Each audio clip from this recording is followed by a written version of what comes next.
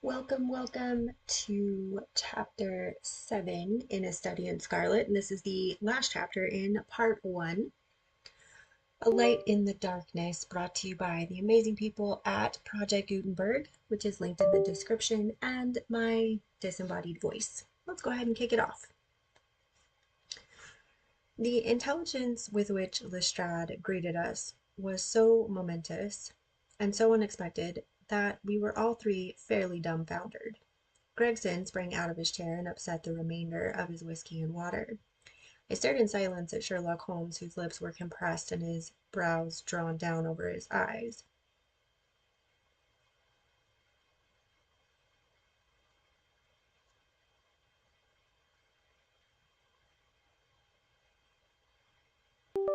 Stangerson, too, he muttered. The plot thickens. It was quite thick enough before, grumbled Lestrade, taking a chair. I seem to have dropped into a sort of council of war. Are you? Are you sure of this piece of intelligence? Stammered Gregson. I have just come from his room, said Lestrade. I was the first to discover what had occurred. We have been hearing Gregson's view of the matter, Holmes observed. Would you mind letting us know what you have seen and done? I have no objection, Lestrade answered, seating himself. I freely confess that I was of the opinion that Stangerson was concerned in the death of Drebber. This fresh development has shown me that I was completely mistaken. Full of the one idea, I set myself to find out what had become of the secretary. They had been seen together at Euston Station about 8:30 on the evening of the 3rd. At 2 in the morning, Drebber had been found in the Brixton Road. The question which confronted me was to find out how Stangerson had been employed between 8:30 and the time of the crime, and what had become of him afterwards. I telegraphed to Liverpool, giving a description of the man and warning them to keep a watch upon the American boats. I then set to work calling upon all the hotels and lodging houses in the vicinity of Euston. You see, I argued that if Drebber and his companion had become separated, the natural course for the latter would be to put up somewhere in the vicinity for the night and then to hang about the station again next morning. They would be likely to agree on some meeting place beforehand, remarked Holmes. So it proved. I spent the whole of yesterday excuse me. I spent the whole of yesterday evening in making enquiries entirely without avail. This morning I began very early, and at 8 o'clock I reached Halliday's private hotel in Little George Street. On my enquiry as to whether a Mr. Stangerson was living there, they at once answered me in the affirmative. No doubt you are the gentleman whom he was expecting, they said. He had been waiting for a gentleman for 2 days. Where is he now? I asked. He is upstairs in bed. He wished to be called at 9. I will go up and see him at once, I said. It seemed to me that my sudden appearance might shake his nerves and lead him to say something unguarded. The boots volunteered to show me the room. It was on the 2nd floor, and there was a small corridor leading up to it. The boots pointed out the door to me and was about to go downstairs again when I saw something that made me feel sickish in spite of my 20 years' experience.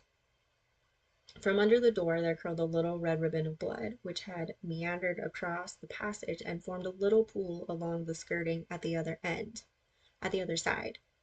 I gave a cry which brought the boots back. He nearly fainted when he saw it. The door was locked on the inside, but we put our shoulders to it and knocked it in. The window of the room was open, and beside the window, all huddled up, lay the body of a man in his nightdress. He was quite dead, and had been for some time, for his limbs were rigid and cold. When we turned him over, the boots recognized him at once as being the same gentleman who had engaged in the room under the name of Joseph Stangerson. The cause of death was a deep stab in the left side, which must have penetrated the heart. And now comes the strangest part of the affair. What do you suppose was above the murdered man? I felt a creeping of the flesh and a presentiment of coming horror even before Sherlock Holmes answered. The word Raish, written in letters of blood, he said. That was it, said Lestrade in an awestruck voice, and we were all silent for a while. There was something so methodical and so incomprehensible about the deeds of this unknown assassin that it imparted a fresh ghastliness to his crimes. My nerves, which were steady enough on the field of battle, tingled as I thought of it. The man was seen, continued Lestrade. A milk boy passing on his way to the dairy happened to walk down the lane which leads from the mews at the back of the hotel.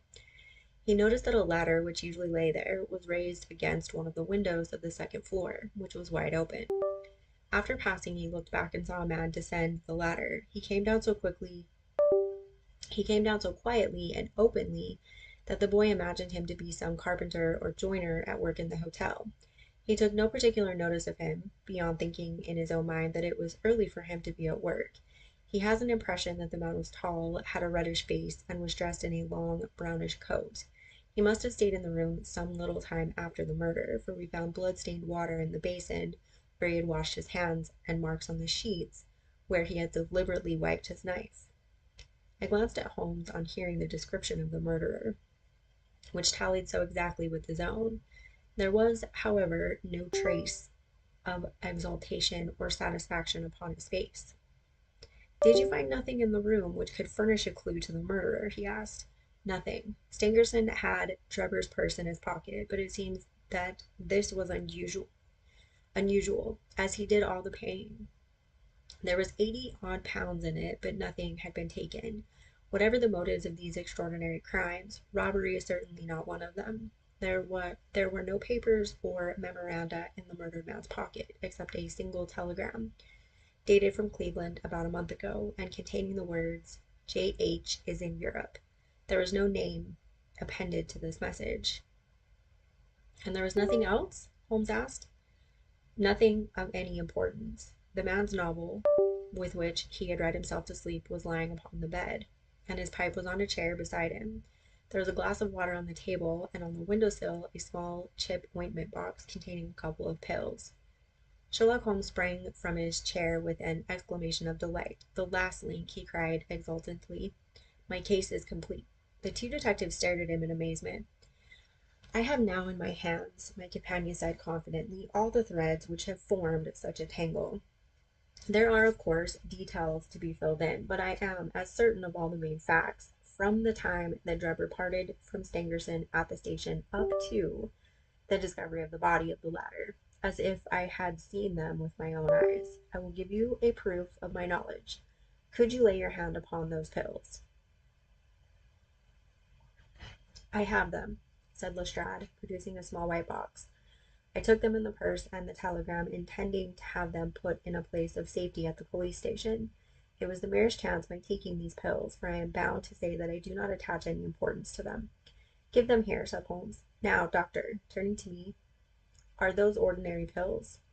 They certainly were not. They were of a pearly gray color, small, round, and almost transparent against the light. "From their lightness and transparency, I should imagine that they are soluble in water," I remarked. "Precisely so," answered Holmes. "Now, would you mind going down and fetching that poor little devil of a terrier, which has been bad so long, and which the landlady wanted you to put out of its pain yesterday?" I went downstairs and carried the dog upstairs in my arms. Its labored breathing and glazing eye showed that it was not far from its end. Indeed, its snow-white muzzle proclaimed that it had already exceeded the usual term of canine existence. I placed it upon a cushion on the rug. "Just a side note, I think the dog will let you know when it's time to go, not the other way around." "I will now cut one of these pills in two," said Holmes, and drawing his penknife, he suited the action to the word. "One half we return into the box for future purposes. The other half I will place in this wineglass, in which is a teaspoonful of water. You perceive that our friend, the doctor, is right, and that it readily dissolves." "This may be very interesting," said Lestrade in the injured tone of one who suspects that he is being laughed at. "I cannot see, however, what it has to do with the death of Mr. Joseph Stangerson. Patience, my friend, patience. You will find in time that it has everything to do with it. I shall now add a little milk to make the mixture palatable, and on presenting it to the dog we find that he laps it up readily enough." As he spoke, he turned the contents of the wineglass into a saucer and placed it in front of the terrier, who speedily licked it dry. Sherlock Holmes's earnest demeanor had so far convinced us that we all sat in silence, watching the animal intently and expecting some startling effect. None such appeared, however. The dog continued to lie stretched upon the cushion, breathing in a labored way, but apparently neither the better nor the worse for its draught. Holmes had taken out his watch, and as minute followed minute without result, an expression of the utmost chagrin and disappointment appeared upon his features. He gnawed his lip, drummed his fingers upon the table, and showed every other symptom of acute impatience. So great was his emotion that I felt sincerely sorry for him, while the two detectives smiled derisively, or derisively if you prefer that pronunciation, by no means displeased at this check which he had met. "It can't be a coincidence," he cried, at last springing from his chair and pacing wildly up and down the room. "It is impossible that it should be a mere coincidence. The very pills which I suspected in the case of Drebber are actually found under the death of Stangerson, and yet they are inert. What can it mean? Surely my whole chain of reasoning cannot have been false. It is impossible. And yet this wretched dog is none the worse. Ah, I have it! I have it!" With a perfect shriek of delight he rushed to the box, cut the other pill in two, dissolved it, added milk, and presented it to the terrier. The unfortunate creature's tongue seemed hardly to have been moistened in it before it gave a convulsive shiver in every limb, and lay as rigid and lifeless as if it had been struck by lightning. "That's messed up. Don't mess with animals." Sherlock Holmes drew a long breath and wiped the perspiration from his forehead. "I should have more faith," he said. "I ought to know by this time that when a fact appears to be opposed to a long train of deductions, it invariably proves to be capable of bearing some other interpretation. Of the two pills in that box, one was of the most deadly poison, and the other was entirely harmless. I ought to have known that before ever I saw the box at all." This last statement appeared to me to be so startling that I could hardly believe that he was in his sober senses. There was the dead dog, however, to prove that his conjecture had been correct. It seemed to me that the mists in my own mind were gradually clearing away, and I began to have a dim, vague perception of the truth. "All this seems strange to you," continued Holmes, "because you failed at the beginning of the inquiry to grasp the importance of the single real clue which was presented to you. I had the good fortune to seize upon that, and everything which has occurred since then has served to confirm my original supposition, and indeed was the logical sequence of it. Hence things which have perplexed you and made the case more obscure have served to enlighten me and to strengthen my conclusions. It is a mistake to confound strangeness with mystery. The most commonplace crime is often the most mysterious because it presents no new or special features from which deductions may be drawn. This murder would have been infinitely more difficult to unravel had the body of the victim been simply found lying in the roadway without any of those outrés and sensational accompaniments which have rendered it remarkable. These strange details, far from making the case more difficult, have really had the effect of making it less so." Mr. Gregson, who had listened to this address with considerable impatience, could contain himself no longer. "Look here, Mr. Sherlock Holmes," he said. "We are all ready to acknowledge that you are a smart man and that you have your own methods of working. We want something more than mere theory and preaching now, though." Let me read that again. That was a messed up way to read that sentence. "We want something more than mere theory and preaching now, though. It is a case of taking the man. I have made my case out, and it seems I was wrong. Young Carpentier could not have been engaged in the second affair. Lestrade went after this man, Stangerson, and it appears that he was wrong too. You have thrown out hints here and hints there, and seem to know more than we do, but the time has come when we feel that we have a right to ask you straight how much you do know of the business. Can you name the man who did it?" "I cannot help feeling that Gregson is right, sir," remarked Lestrade. "We have both tried, and we have both failed. You have remarked, more than once, since I have been in the room, that you had all the evidence which you require. Surely you will not withhold it any longer." "Any delay in arresting the assassin," I observed, "might give him time to perpetrate some fresh atrocity." Thus pressed by us all, Holmes showed signs of irresolution. He continued to walk up and down the room with his head sunk on his chest and his brows drawn together, as was his habit when lost in thought.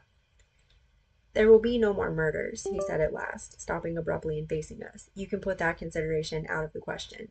You have asked me if I know the name of the assassin. I do. The mere knowing of his name is a small thing, however, compared with the power of laying our hands upon him.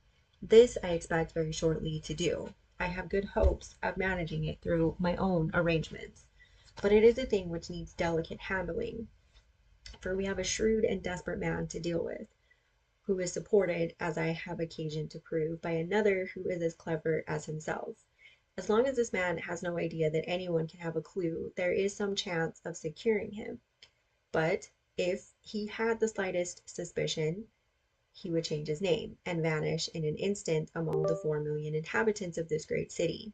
Without meaning to hurt either of your feelings, I am bound to say that I consider these men to be more than a match for the official force, and that is why I have not asked your assistance.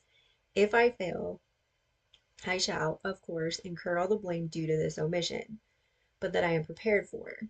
At present I am ready to promise that the instant that I can communicate with you without endangering my own combinations, I shall do so.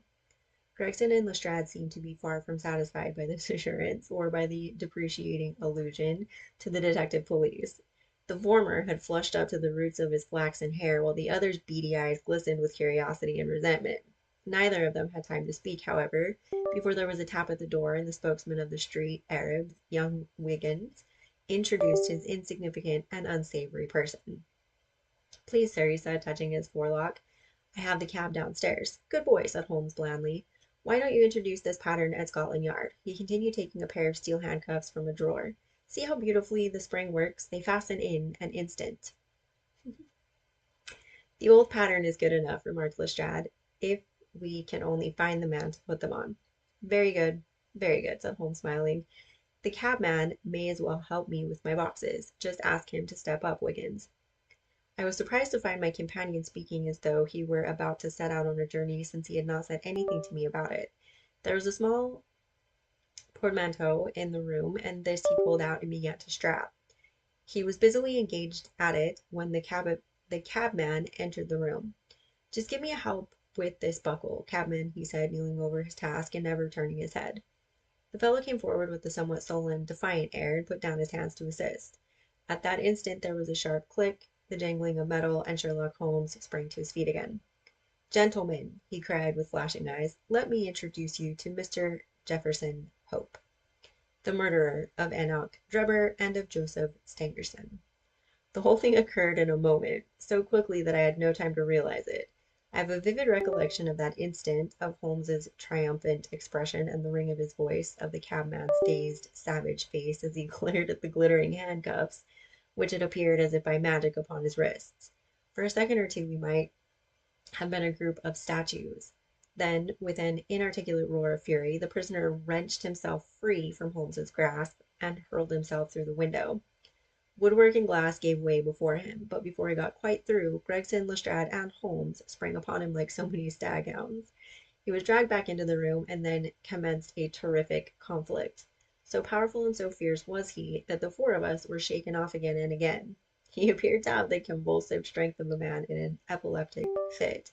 His face and hands were terribly mangled by his passage through the glass, but loss of blood had no effect in diminishing his resistance. It was not until Lestrade succeeded in getting his hand inside his neckcloth, and half strangling him, that we made him realize that his struggles were of no avail, and even then we felt no security until we had pinned in his feet as well as his hands. That done, we rose to our feet, breathless and panting. "We have his cab," said Sherlock Holmes. "It will serve to take him to Scotland Yard. And now, gentlemen," he continued with a pleasant smile, "we have reached the end of our little mystery. You are very welcome to put any questions that you like to me now, and there is no danger that I will refuse to answer them." Oh my God. Well, I feel like they capture his arrogance, but I feel like the movies kind of leave off his childlike nature. That's the end of part one, and that mystery is solved. So stick around for part two, which I'll be reading separately, since that's apparently going to be in the US, which doesn't really make a whole lot of sense, at least not yet. So let me know what you thought of this reading. Thanks for joining me. See you next time.